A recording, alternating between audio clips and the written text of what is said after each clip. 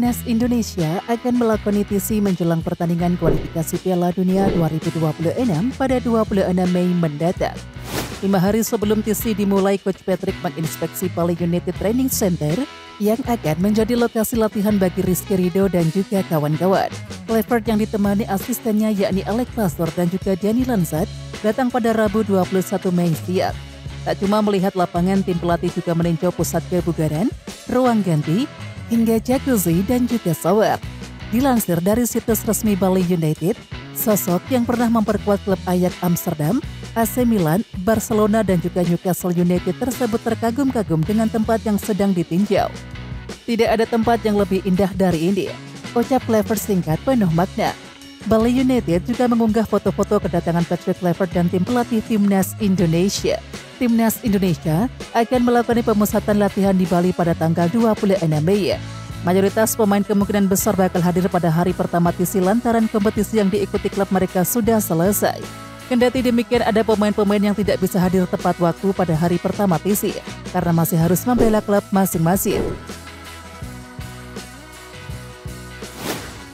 Pemain Timnas Indonesia Elkan Bagot sudah sampai di Jakarta setelah berlibur di Bali beberapa waktu yang lalu. Elkan Bagot terpantau kunjungi Pantai Indah Kapuk atau PIK yang berjarak 22 km dari kantor PSSI yang ada di kawasan Senayan, Jakarta Selatan.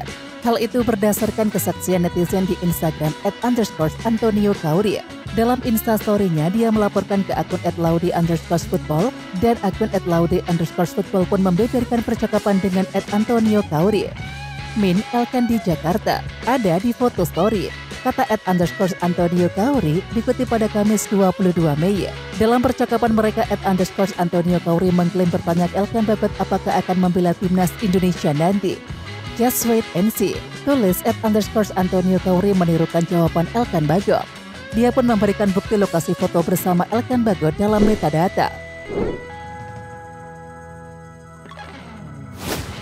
Kabar tak menyenangkan justru menghampiri skuad Garuda. Belum lama ini bek Timnas Indonesia Mishaikhes dilaporkan mengalami cedera. Pemain berusia 24 tahun tersebut dikabarkan oleh pelatih FC Twente Joseph Osting bahwa Mishaikhes tak dalam kondisi terbaik. Jelang membela Timnas Indonesia menghadapi China dan juga Jepang, Mishaikhes dilaporkan mengalami cedera. Pemain keturunan Indonesia Belanda itu bahkan disebut mengalami ketegangan di hamstringnya. Oleh karena itu ini menjadi kabar buruk karena Mishaikhes yang telah memiliki 3 caps bersama Timnas Indonesia sebenarnya belum pernah menjalani pertandingan di kandang skuad Garuda. Bahkan terakhir kali saat Timnas Indonesia melawan Bahrain pada Maret 2025 yang lalu.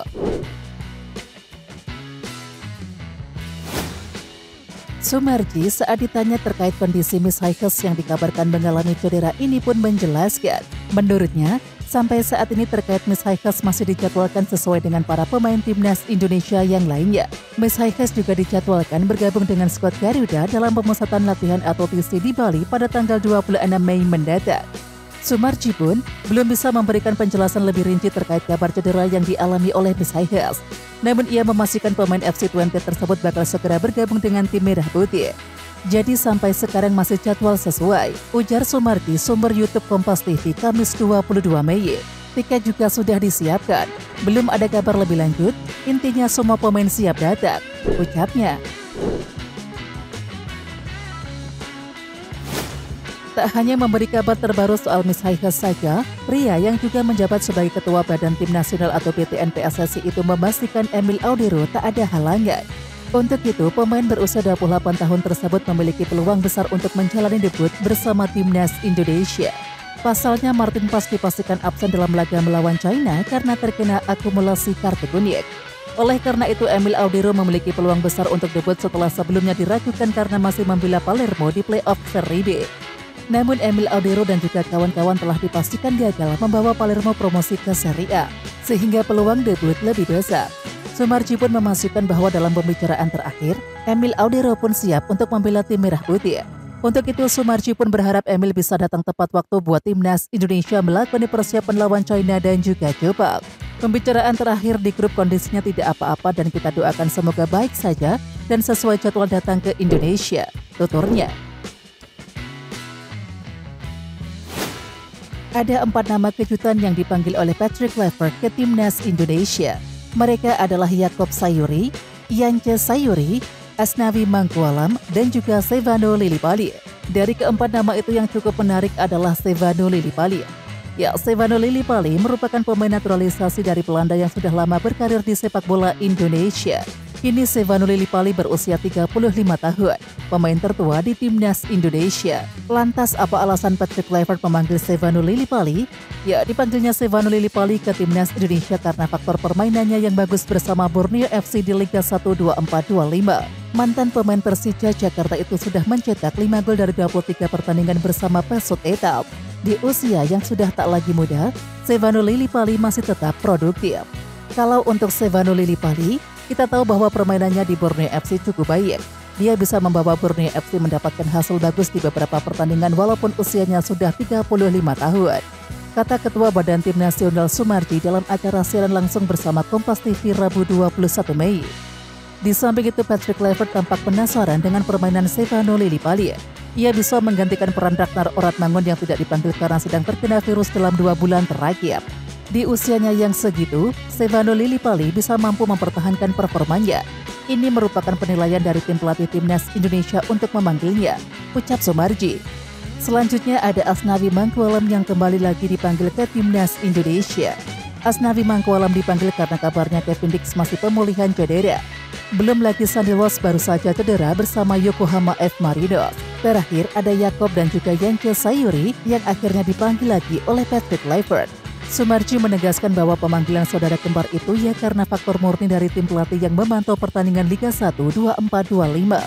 Ya, kedua pemain ini benar-benar menjadi pilar utama di Malut United. Di samping itu, keduanya punya kelebihan dari hal kecepatan, kekuatan, dan juga mampu membawa Malut United bersaing di Liga 1 musim ini. Sehingga dari analisa dan beberapa pantauan, mereka layak dipanggil ke timnas Indonesia, kata Sumarji. Inilah kabar terkini soal sektor bek kanan timnas Indonesia jelang laga lawan China dan juga Jepang. Duel lawan China bakal digelar pada tanggal 5 Juni 2025 di Stadion Utama Gelora Bung Karno, Jakarta. 5 hari kemudian, timnas Indonesia bakal bertandang ke markas Jepang. Di sektor bek kanan, Patrick Kluivert memanggil 3 nama utama. Ketiganya adalah Asnawi Mangkualam, Kevin Dix, dan juga Sandy Walsh. Kemudian masih ada Elian Renders dan juga Yakob Sayuri yang bisa dipasang di posisi tersebut. Sebelum dimulainya pemusatan latihan pada tanggal 26 Mei 2025 mendatang, ada kabar baik dari Denmark. Kevin Dix terlihat sudah pulih dari cedera. Hal tersebut terlihat dari unggahan akun Instagram Copenhagen Sundays. Sebelumnya, sang pemain divonis mengalami cedera di bagian hamstring. Kondisinya tersebut membuatnya absen sampai akhir musim, dan Kevin Dix terancam tidak bisa tampil saat laga lawan China. Sayangnya, Kevin Dix tidak bisa berlatih bersama tim. Pemain 29 tahun tersebut masih melakukan latihan terpisah. Kabar buruk juga menimpa sektor bek kanan skuad Garuda. Sandy Walsh sebenarnya kembali dipercaya tampil di sektor pertahanan Yokohama F. Marinos dalam lanjutan G1 League 2025-26 lawan Vissel Kobe Rabu 21 Mei. Sandy Walsh dipercaya jadi starter pada laga tersebut. Sayang dirinya tidak bisa bertahan di lapangan sampai akhir laga. Pemain yang berdarah Surabaya tersebut harus digantikan pada menit ke-85 akibat cedera. Belum diketahui seberapa parah kondisi Sandy Walsh. Tentu ini bukan kabar baik bagi Patrick Kluivert mengingat dua bek kanan terbaiknya tidak dalam kondisi fit 100%. Meskipun begitu, masih banyak alternatif yang bisa dipercaya saat tampil lawan China. Asnawi Mangkualam dan juga Yakob Sayuri menjadi dua kandidat terdepan untuk menggantikan dua pemain tersebut.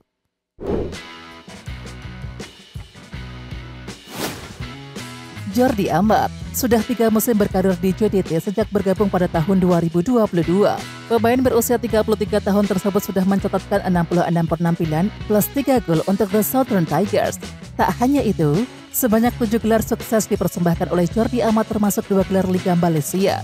Jika ditilik selama karir profesionalnya, ia paling sukses bersama JDT. Namun demikian, kedua pihak kabarnya akan berpisah dalam waktu dekat. Jordi Amat akan meninggalkan klub seiring dengan berakhirnya kontrak pada tanggal 31 Mei 2025. Jordi kabarnya akan kembali ke Spanyol setelah berpisah dengan JDT. Namun belum diketahui klub mana yang akan dituju oleh ex-Spanyol tersebut. Spanyol kemungkinan akan menjadi tujuan berikutnya, tulis @johor_football. Belakangan klub Liga 2 Spanyol Cadiz kabarnya dekat dengan sang pemain.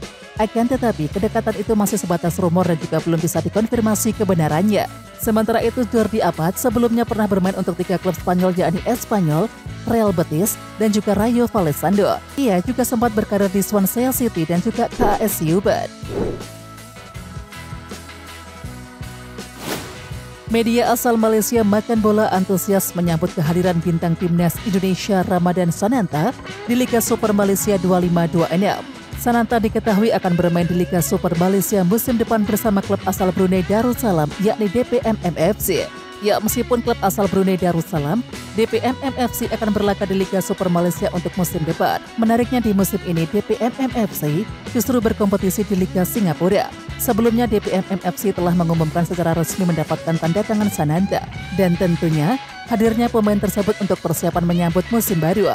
Klub yang berbasis di Bandar Seri Begawan itu mengungkapkan bahwa Sananta diminati oleh banyak klub anyar Indonesia. Akan tetapi pemain berposisi sebagai penyerang tersebut memilih DPMM FC. Sananta juga masuk dalam daftar 32 pemain yang dipanggil ke timnas Indonesia. Asosiasi Sepak Bola China atau CFA dikabarkan telah menyiapkan 2 skenario apabila tim asuhan Branko Ivankovic gagal lolos ke babak playoff atau putaran keempat kualifikasi Piala Dunia 2026. 2 skenario yang telah dipersiapkan Federasi Sepak Bola China, yakni apabila mereka gagal lolos ke babak playoff akan langsung mengakhiri kerjasama dengan Branko Ivankovic. Kemudian yang kedua adalah CFA akan melakukan perombakan skuad secara besar-besaran untuk mempersiapkan tim dalam jangka panjang ke depannya. Asosiasi Sepak Bola China telah menyiapkan 2 skenario, tulis media Sohu Kamis 22 Mei. Jika Tiongkok gagal lolos ke babak playoff, maka kontrak pelatih Branko Ivankovic akan otomatis dihentikan dan pengganti pun sudah disiapkan, jelas Sohu. Menurut laporan media China, CFA akan menyingkirkan pemain-pemain yang berusia di atas 30 tahun dan akan mempromosikan para pemain muda buat persiapan Piala Asia mendatang.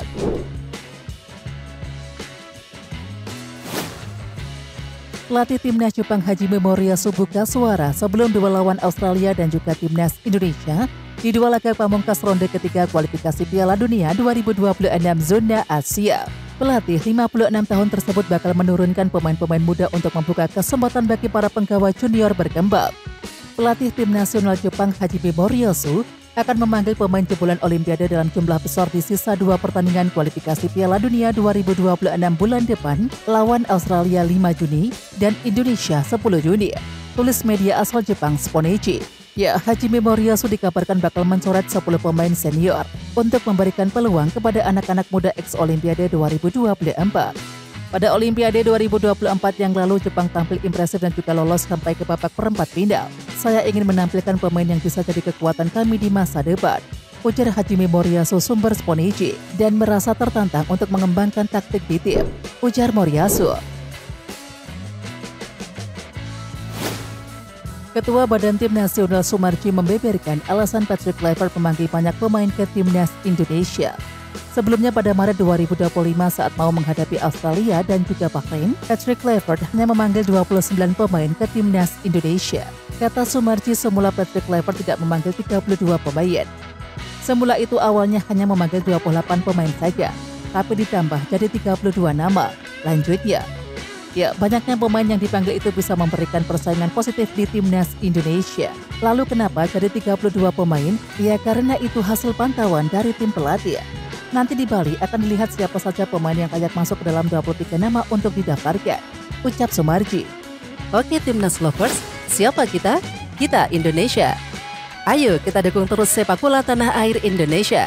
Jangan lupa dukung terus Garuda Raya Channel dengan subscribe, like, dan komen karena saran dan kritik kalian sangat bermanfaat untuk perkembangan channel ini.